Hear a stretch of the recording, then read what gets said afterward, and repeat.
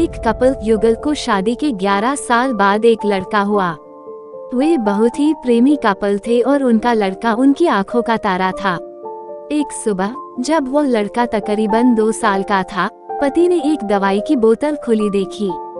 उसे काम पर जाने के लिए देरी हो रही थी, इसलिए उसने अपनी पत्नी से उस बोतल को ढक्कन लगाने और अलमारी में रखने कहा। लड़के की मम्मी रसोई घर में तल्लीन थी, वो ये बात पूरी तरह से भूल गई थी।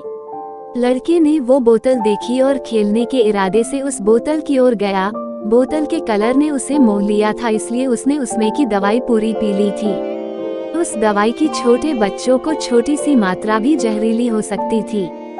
जब वो लड़का नीचे गिरा तब उसकी मम्मी उसे जल्द से जल्द दवाखाने ले गई, जहां उसकी मौत हो गई। उसकी मम्मी पूरी तरह से हैरान हो गई थी। वह भयभीत हो गई थी कि कैसे वो अब अपने पति का सामना करेगी। जब लड़के के परेशान पिता दवाखाने में आए तो उन्होंने अपने बेटे को मृत पाया और अपनी पत्नी और देखते हुए सिर्फ 4 शब्द कहे। आपको क्या लगता है कौन से होंगे वो 4 शब्द? पति ने सिर्फ इतना ही कहा, आई लव योर डार्लिंग। उसके पति का अनपेक्षित व्यवहार आश्चर्यचकित करने वाला था।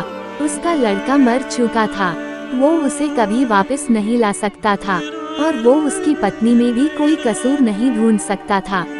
इसके अलावा आगे उसने खुद ने वो बोतल उठा के बाजू में रख दी होती तो आज उसके साथ यह सब न होता। वो किसी पर भी आरोप नहीं लगा सकता था। उसकी पत्नी ने भी उनका इकलौता बेटा खो दिया था।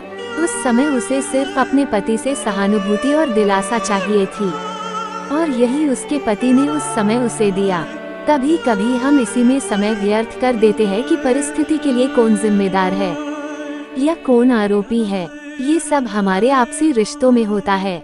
दोस्तों, हमारे घर में अगर छोटे बच्चे हैं तो हमें जिस चीज से बच्चों को नुकसान या खतरा हो, उस वस्तु को बच्चों की पहुंच से दूर रखना चाहिए।